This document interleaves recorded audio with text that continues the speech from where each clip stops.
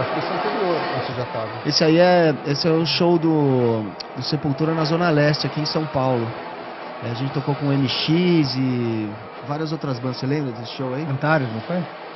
Não sei se o Antares estava, talvez, E esse é da turnê de Esquizofrenia, né? Que foi meu primeiro disco com Sepultura. A gente não tinha um clipe ainda, assim, né? De videoclipe, nem sonhava em fazer um clipe. Esse aqui sou eu, era eu. Era não, é você. Mas era eu ali, naquele momento, assim. E minha guitarra Charvel novinha, assim, adesivo. E era um dos primeiros shows, né? Nós pintamos esse backdrop ali, a gente mesmo na sala do Max. Nós 4, né? Pintamos E o Cocama, né? O Cocama que diagramou. O Cocama, um amigo nosso, também ajudou. E a gente tava começando a fazer um som diferente, né? Eu trouxe umas influências diferentes pra banda, uma influência mais heavy metal, né? De solo e umas estruturas um pouco mais diferentes, né? Do que aquela coisa do death metal mais cru, assim, né? E você fez violão clássico? Eu comecei a tocar violão, né? Antes da guitarra elétrica e eu comecei a estudar violão clássico depois, só na década de 90, quando eu me mudei para os Estados Unidos. Ah, tá. Mas eu gostava muito de violão clássico, escutava muito, né, gravações, assim, e sempre curti. Mas desde o Morbid Visions já tava, a banda já tinha um alcance no exterior, ou não? Tinha, o Max era um cara que escrevia muita carta, assim, através de um amigo nosso, o Lino, né, que traduzia todas as cartas e trocava os discos do Sepultura com lançamentos importados, né, ou lá de fora, porque não tinha no Brasil, né, não tinha essa cena de lançamento de disco dessas bandas mais underground, assim. Então o Max ele se comunicava muito com o pessoal de fora, com fanzine, e teve um fanzine do Borivoy Cregan, que hoje é o cara que fez o Blabbermouth, né? Que é um dos maiores sites de fofoca metal do mundo, né? E o Borivoy colocou o Sepultura na capa do fanzine dele. Foi a primeira vez que o Sepultura saiu na capa. Isso no Morbid Visions, né? Então o Sepultura já tinha um certo reconhecimento no underground fora do Brasil, né?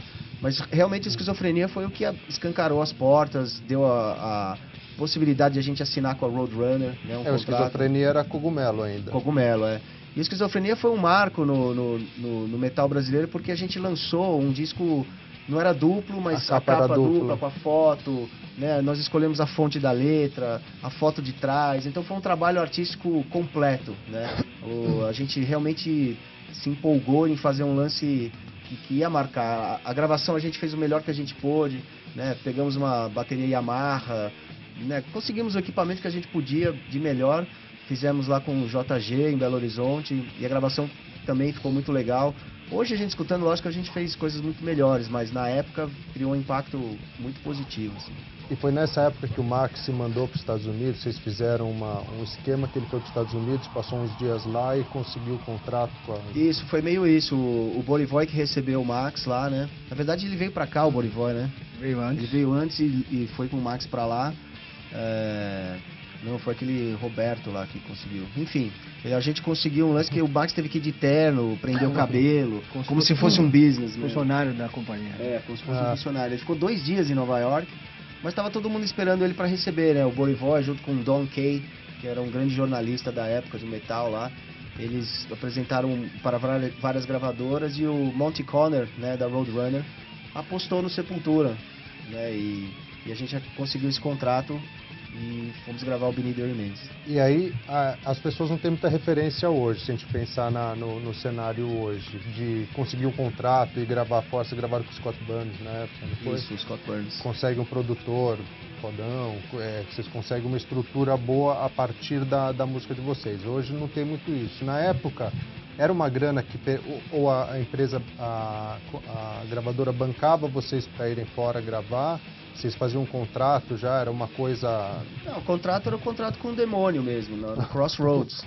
A gente assinou um contrato que a gente não ia fazer grana nunca, né? Mas eles colocavam o dinheiro na frente, mas a gente tinha que pagar tudo de volta, entendeu? Não tinha uma parceria, era como um banco, né? Era um empréstimo, assim, né? E a gente conseguiu mudar esse contrato no Arise. Antes do Arise, depois do Arise, antes do KUZD, nós conseguimos mudar várias cláusulas do contrato que deixou o contrato um pouco mais justo, né?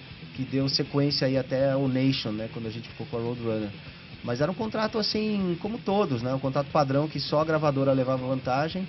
Só que, colocou o Sepultura no mundo, né? Nós fizemos um disco que até hoje é considerado um clássico aí do thrash metal, né? Que é o Beneath the Remains. Ele saiu no mundo inteiro, então o nome do Sepultura ficou conhecido no mundo. Mas a gente teve que vender nossa alma, na verdade. A gente tem que batalhar muito para ter um contrato justo, né?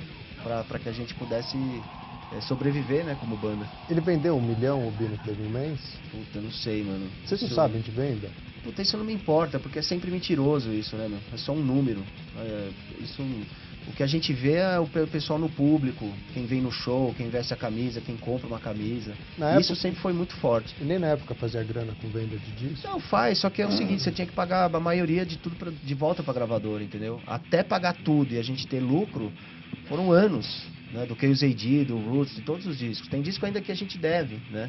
Porque não saldou a dívida, assim. Então é uma marapuca, assim, uma armadilha, né? Você fica conhecido, mas você não tem o seu valor, né? O capital você não rentabiliza a partir da sua obra, né? E no Beneath the Remains tem o primeiro clipe, que é Inner Self, que é de 89? 89. 89.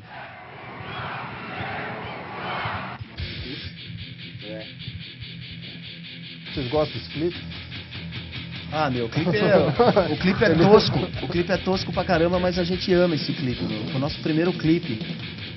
O Beneath the Remains foi lançado no mundo, como a gente falou. E, começou a ir pra charts, né? Começou a ficar no número 5, número 2, número não sei o quê. E a gravadora se surpreendeu com isso, mano. Aí falou, pô, a gente precisa de um clipe que a MTV quer rolar. Pô, a gente pirou, né? Falei, porra, um clipe na MTV, que é isso? MTV gringa, porque MTV gringa, Headbangers Ball. Isso que é Avenida Paulista. É um show no Projeto SP, né, que a gente fez, o antigo Projeto SP. E aí pegamos os amigos aqui do Brasil e fizemos essa produção aí, meu. O Projeto SP aqui pertinho, na Barra Funda, isso, quando era, né? Calça de couro. Metal. Proibidos essa calça. Corina, mano. Você com o Steve Vai agora, os dois de calça de couro. Porra, tô dentro. E o Malmsteen. E o Inner Self, pô, rolou no Headbangers Ball, lá nos Estados Unidos, e o Sepultura começou a ficar realmente conhecido, né? Era uma época que dava repercussão quando fazia. Com certeza, só passava em um lugar, né? Então era uma coisa... É louco isso, né? Que hoje você tem vários lugares e ninguém vê. Antes passava só em um e todo mundo via, né? Porque era só ali que tinha, né? Então era um impacto bem maior. Você conhecia o Sepultura na época, Derek? Nessa época não. Não? Muito. Só tenho amigos, eu gosto muito da banda, tenho amigos metaleiros, mas com essa banda mais na época do Arise. Do Arise. E em 89 você já cantava? Em 89 sim, eu fui na banda de hardcore. Em Cleveland? Em Cleveland. O Eloy não dá pra perguntar que não era nascido. Eu tô esperando chegar. Estava balançando. E aí logo depois... Mas a partir disso aí foi que a gente começou a viajar pelo mundo. Então, começou as turnês, né? Assim, a turnê com o Sodom, a clássica. A turnê com o Sodom foi a primeira turnê em Beneath. Da Europa, né? Europa e na sequência Estados Unidos, né? Isso. Vocês fizeram quantos shows? Vocês lembram na Europa, Estados Unidos, 23? essa turnê? 23... 17 na Alemanha, não foi isso? Acho que foi por aí. E depois da sequência Estados Unidos, mais uns 20 e poucos. E nessa época começou aquele tipo... Eu lembro que nessa época tinha uns fenômenos assim, tal banda, o Viper é muito famoso no Japão. Vocês eram muito grandes, já começaram a ficar muito grandes em alguns lugares específicos ou era mais generalizado? Acho que mais Europa. Europa e Estados Unidos, tiveram um impacto muito forte assim com o Beneath the Remains. Algumas revistas compararam até com Raining Blood, que eu acho um certo exagero. Mas pô, chegou nesse nível, assim, né? Um disco que realmente mostrou um thrash metal que tinha muita influência de Slayer, sem dúvida, de Metallica, Anthrax, mas tinha uma pegada nossa, já tinha ali. Apesar de não ser uma música tão original como foi o Chaos AD, por exemplo, né? Acho que o Beneath the Remains e o Arise... O Arise é um Beneath the Remains que a gente queria ter feito, vamos dizer assim. Né, porque nós fomos para os Estados Unidos, gravamos no estúdio do Scott Burns né? Escolhemos a capa. Então a gente teve total apoio da gravadora, já tinha uma manager também, né, trabalhando. Nessa época vocês moravam no Brasil ainda? Essa época sim, Do 89 sim. Foi a época que a banda foi para São Paulo, né? Tá. Eu me mudei para Belo Horizonte quando eu entrei na banda em 87, né, na época da Esquizofrenia. Ficamos 2 anos lá. Em 89 foi todo mundo para São Paulo. A gravadora Eldorado aqui do Brasil lançou o Beneath Your Remains aqui no Brasil, né, da Roadrunner. E ficamos aqui durante uns 2 anos também, aí fomos para os Estados Unidos. 2, 3 anos. Lá para 91, na época do Arise? 91, 92, essa parte que a gente começou a se mudar para os Estados Unidos, né? E teve até um fenômeno, eu lembro na época do Rock in Rio 2, teve até um abaixo-assinado forte para vocês. Foi o Hollywood Rock. Foi o Hollywood? Foi o Hollywood.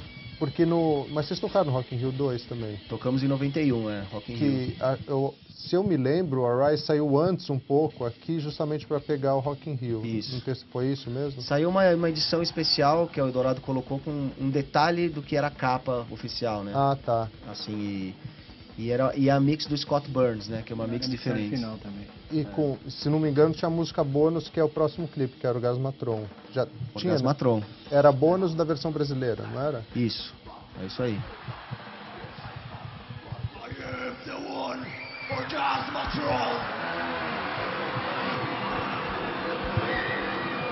Esse é o show da Praça Charles Miller. Esse é um show clássico, né? Com esse vídeo nós ganhamos o clipe de melhor clipe de escolha da audiência da MTV na época. Foi um dos primeiros prêmios do VMB, né?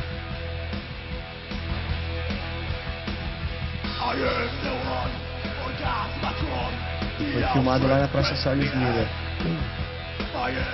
Esse é um show meio divisor de água para vocês, eu acho. Sem que dúvidas. mostrou quão grande vocês eram, que tinha 40 mil pessoas na Praça Charles Miller. Isso.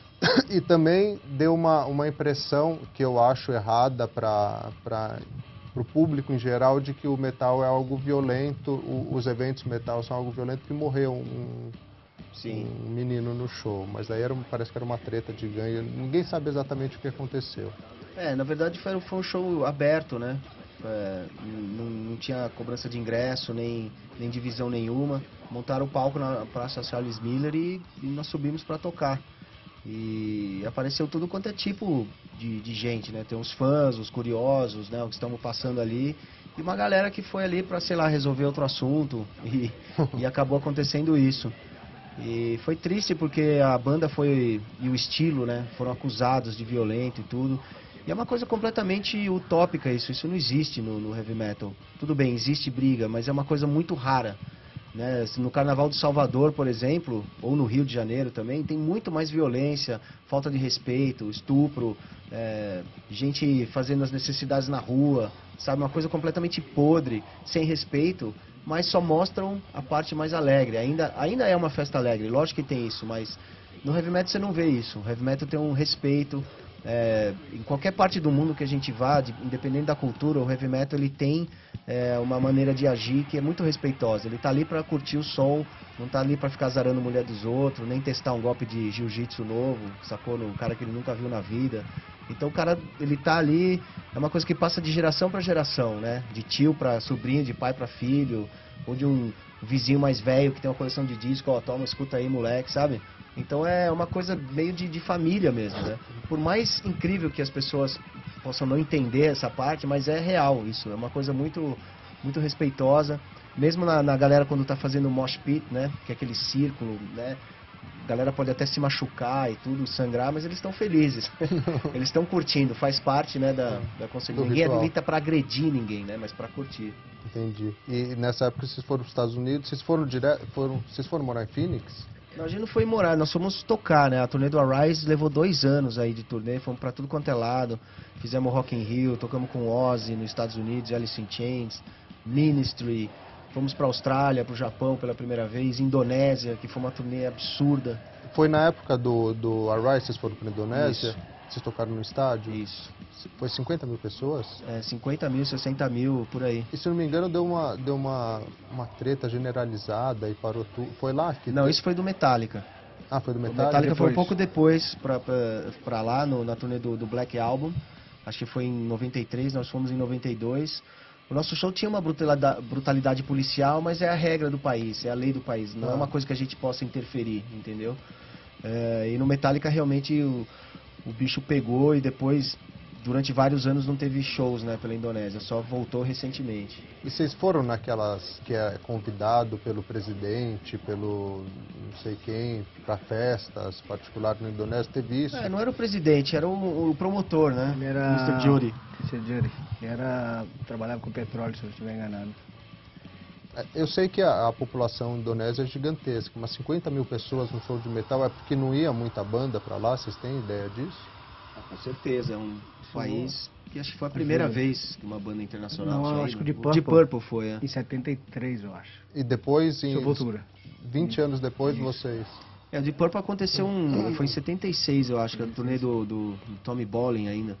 E um Hold morreu lá, parece que ele foi assassinado, não sei o que, os caras da banda foram obrigados a tocar, foi uma coisa assim brutal, né? Mas em 92 a gente, quando chegou, sentiu uma pressão, mesmo porque tinha o lance do Timor, né? O Timor-Leste, que era uma região ocupada pela Indonésia que fala português, né? E nós vindos do Brasil, eles estavam preocupados que a gente pudesse fazer alguma campanha política em favor do Timor, né? E a gente nem sabia que Timor-Leste existia naquela época, né? Não sabia disso, né? Então eles viram lá, pegaram nosso passaporte, fizeram uma entrevista antes de entrar no país, com os militares ali, e aí entramos e foi uma coisa maluca, né? Porque a gente era o Beatles ali, né? Era uma coisa insana, assim, insana. As imagens do show são no estádio do Morumbi, no Hollywood Rock. De 91? 94. Ah, tá. Silver Egito, Slam.